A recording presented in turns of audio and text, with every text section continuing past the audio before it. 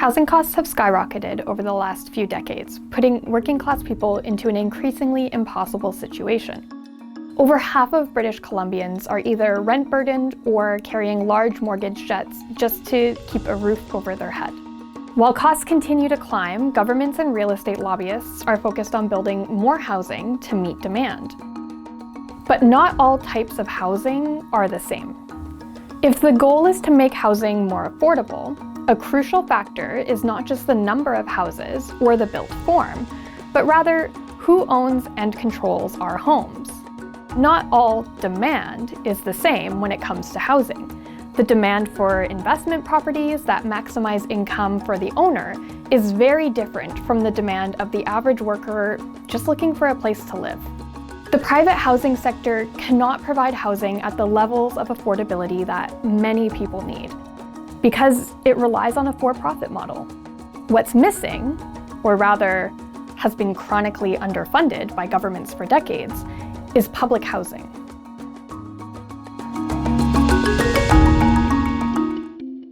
What is public housing? You might not have the best impression of it. Broadly speaking, public housing exists for a social purpose, rather than a market-driven one, to provide affordable housing options for people who need it. Public housing is funded and owned by governments or nonprofit organizations. This might look like low-income housing managed by public agencies like BC Housing. It might look like subsidized housing for seniors or families that are operated by nonprofits. It could also look like publicly owned land that is leased to a housing cooperative. Public housing can also be called social housing or non-market housing. It takes many different forms to serve the needs of many different people. In most cases, rents are geared directly to tenants' incomes. Usually that's 30% of a household's pre-tax income. This sounds great, right? So why do so many people think of this when they hear public housing? And why did governments stop building housing?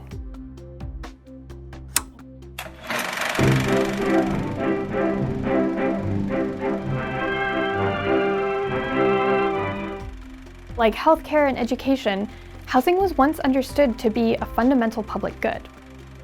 Following the Second World War, countries around the world built millions of units of public housing. For example, between 1965 and 1970, the United Kingdom constructed an average of 164,000 units of public housing per year. Sweden built over 1 million public housing units in a decade between 1965 and 1974. And in Vienna, Austria, construction of public housing has been ongoing to a point where today over 2/3 of homes in that city are publicly owned. In cities with large swaths of publicly owned housing, living there becomes as normal as renting or owning privately. Comparatively, Canada and the United States built a lot less public housing. Governments in these countries instead directed massive amounts of public investment into building out the suburbs, which was a choice. Still, at its peak, Canada built nearly 27,000 units of public housing in 1971, representing 1 out of every 4 rental apartments built that year. By today's standards, this is a lot. So what happened? A trend of slow disinvestment in public housing began in the 1980s, alongside the election of right-wing governments, and a broader ideological devaluation of public services. In the United States especially, public housing became associated with stigmatizing views of people of color and low-income people in urban areas. This was largely because most public housing was built in areas with few services or job opportunities for residents. In Canada, the federal government scaled back funding through the 1980s and cut it off altogether in 1993. This has meant that almost no new public housing has been built for over 3 decades. Today, the vast majority of all housing in Canada is privately owned. Starved for funds, lower levels of government have felt the downstream effects as private market rents and homelessness have skyrocketed, first in bigger cities, and then everywhere. Any new affordable housing that has been built has been driven by the nonprofit sector, which has had to find creative ways to build and maintain housing with minimal public funding.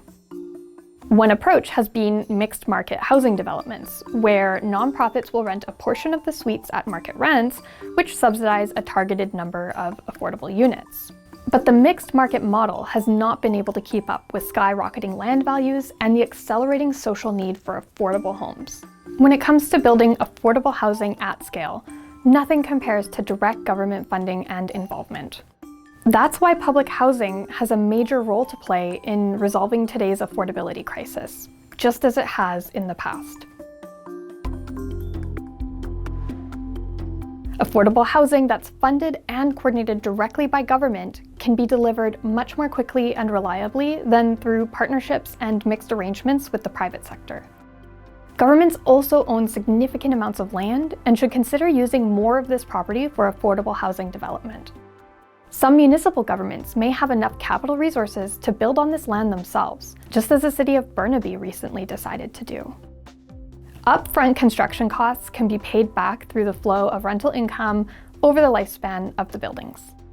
And unlike the private sector, governments have access to lower interest rates and longer periods to pay off loans. Even with high land and construction costs, rents can be set much lower than the private market and still pay for itself over a building's lifespan. Recently in BC, the provincial government has committed to build 20,000 non-market homes by 2032 through the Community Housing Fund, which most closely resembles the type of housing we've been talking about. While this is a start to reversing years of underfunding, it's nowhere near ambitious enough to get us out of this current crisis. The Canadian Centre for suggests that a bold plan to address the shortfall and a rapidly growing population would look more like 25,000 new units annually or 250,000 over 10 years. It takes time and funding to build housing, and that's why complementary policies are needed too. In our previous video, we discussed vacancy control, a critical measure that would stabilize rents for tenants in the private market while more affordable housing gets built. In our next video, we'll be discussing land value capture, which is one way governments could raise revenue for building more public housing on an ongoing basis, at a scale that reflects the level of urgency our situation demands. Housing is a fundamental human right, and public housing helps reduce our dependence on the private market and creates homes that can stay affordable forever. Public housing can take many forms, creating beautiful communities for a broad cross-section of working-class people and our families. At this moment, there is a huge need for affordable housing, which will require a significant investment. And crucially, there is broad public support to do just that. A poll from 2022 showed that 3/4 of British Columbians would like to see stronger provincial and federal investment in affordable public housing. There's an opportunity to flip the script and broaden what is acceptable as a home. Renting is not a phase, homeownership is not for everyone, and we all should be able to find safe, stable, and secure housing at any stage of our life. While we've been living with the consequences of government deregulation and disinvestment, history shows us that a robust public housing program is possible, and how it can be done again. Our world has examples of how public housing can be desirable for people of any income level. The only thing missing is the political will and a bold plan to make it happen.